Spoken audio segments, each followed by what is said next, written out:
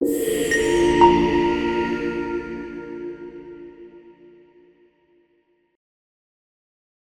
Everyone, welcome to law decrypted. आज के इस वीडियो में हम देखने वाले हैं वन नेशन वन इलेक्शन के कॉन्सेप्ट को और ये क्या कहता है। तो वन नेशन और वन इलेक्शन का जो कॉन्सेप्ट है वो बस सिंपली ये कहता है कि जो हमारे इंडिया के इलेक्शंस होते हैं तो वो दो तरीके के होते हैं। पहला तो हो गया लोकसभा का और दूसरा हो गया सारे स्टेट असेंबलीज़ का, मतलब कि राज्यसभा का। तो इसमें क्या होता है कि पूरे 5 साल हर 3-3 महीने के गैप पर आपने देखा होगा हर स्टेट में नए नए इलेक्शंस आते रहते हैं। कभी स्टेट का इलेक्शन होता है, कभी उस स्टेट का, और इसके अलावा एक जनरल इलेक्शन भी होता है जो प्राइम मिनिस्टर के लिए होता है, वो लोकसभा का होता है। तो वन नेशन वन इलेक्शन का कॉन्सेप्ट ये कहता है कि ये जो सारे इलेक्शंस हैं इनको साइमल्टेनियसली मतलब एक साथ एक ही टाइम पर करवा दो। एक साथ का ये मतलब नहीं कि एक ही दिन पर हो, लेकिन अराउंड एक ही टाइम पर हो जाए। तो अब हम देखते हैं जो वन नेशन वन इलेक्शन का कॉन्सेप्ट है इसके पॉजिटिव्स और ड्रॉबैक्स क्या है। पहले पॉजिटिव्स देखते हैं।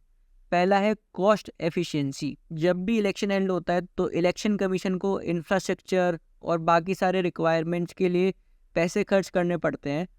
अगर एक ही बारी में सारे इलेक्शंस हो जाएंगे, सारे स्टेट के और जनरल इलेक्शन भी, तो फिर बहुत ज़्यादा कॉस्ट बचेगी क्योंकि सारी रिक्वायरमेंट्स बस एक बार ही करनी पड़ेगी।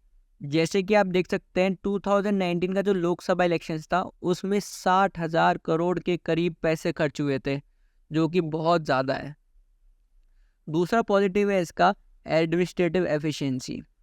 आपने देखा होगा अगर आपके कोई पेरेंट गवर्नमेंट जॉब में है, जैसे मेरे फादर बैंक में थे, तो गवर्नमेंट जॉब वाले जो एम्प्लॉयज़ होते हैं उनको साथ साथ एक इलेक्शन ड्यूटी भी लगा देते हैं। जब भी इलेक्शन आते हैं कि आपको वहाँ पर इलेक्शन कैंप में जाके ड्यूटी करनी पड़ेगी, जिसकी वजह से उनका जो एडमिनिस्ट्रेटिव खुद का काम होता है, जैसे बैंक का था मेरे एग्जाम्पल में, वो सफ़र करता है।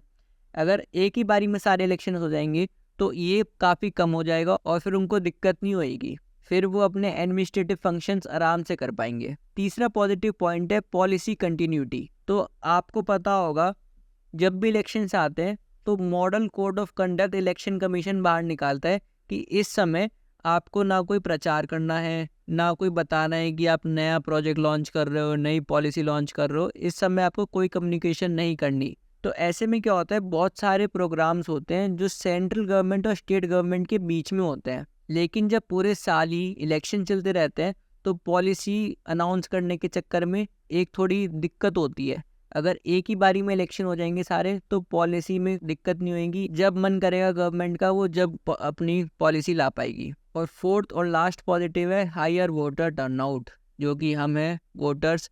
अगर हमें पता है कि बस 5 साल में एक ही बार वोट करने जाना है तो हम सोचेंगे कोई नहीं, चले जाते हैं, एक बारी में सारे वोट डालकर आ जाएंगे, और इससे ओवरऑल वोटर टर्नआउट बहुत ही ज़्यादा बूस्ट कर जाएगा। अभी तक हमने देखे 4 पॉजिटिव्स, अब हम देखते हैं इसके 3 ड्रॉबैक्स क्या हैं। पहला ड्रॉबैक तो है कि कॉन्स्टिट्यूशनल अमेंडमेंट करनी पड़ेगी। अगर हमको एक ही टाइम पे सारे इलेक्शन करने हैं तो कॉन्स्टिट्यूशन में इसके लिए अमेंडमेंट करना पड़ेगा और थोड़ा बहुत कॉन्स्टिट्यूशन को बदलना पड़ेगा। ये इतना बड़ा भी कोई इशू नहीं है। लेकिन जो सेकंड और थर्ड पॉइंट है ये काफ़ी इंपॉर्टेंट है। सेकंड पॉइंट है लोकल वर्सेस नेशनल इश्यूज़। जो लोकल पार्टीज़ होती हैं वो डरती हैं कि अगर सारे इलेक्शंस एक साथ हो जाएंगे तो नेशनल जो इश्यूज़ होंगे वो लोकल इश्यूज़ को ढक देंगे, क्योंकि फिर नेशनल इश्यूज़ हैं वो ज़्यादा इंपॉर्टेंस होंगे। अभी इलेक्शन जब एक स्टेट का एक बारे में होता है तो वो अपने लोकल इश्यूज़ भी रेज़ कर पाते हैं कि ये सब इश्यूज़ की वजह से हमको वोट दो। लेकिन नेशनल इश्यूज़ भी जब एक साथ कोलाइड करेंगे तो सबका ध्यान नेशनल इश्यूज़ पे चला जाएगा और वहाँ पर दिक्कत हो सकती है। और तीसरा पॉइंट है कंपीटिंग विद नेशनल पार्टीज़। जो लोकल पार्टीज़ होती हैं वो डरती हैं क्योंकि नेशनल पार्टीज़ के पास बहुत ज़्यादा पैसा होता है, तो जब भी नेशनल पार्टीज़ एक्सपेंडिचर करेंगी तो उनके सामने लोकल पार्टीज़ एकदम दिख नहीं पाएंगी, ढक जाएंगी, और इस वजह से लोकल पार्टीज़ को नुकसान होएगा। तो ये थे कुछ ड्रॉबैक्स और पॉजिटिव्स। मैं उम्मीद करता हूँ आपको ये वन नेशन और वन इलेक्शन का कॉन्सेप्ट समझ में आया होगा। थैंक यू, इस वीडियो के लिए इतना ही।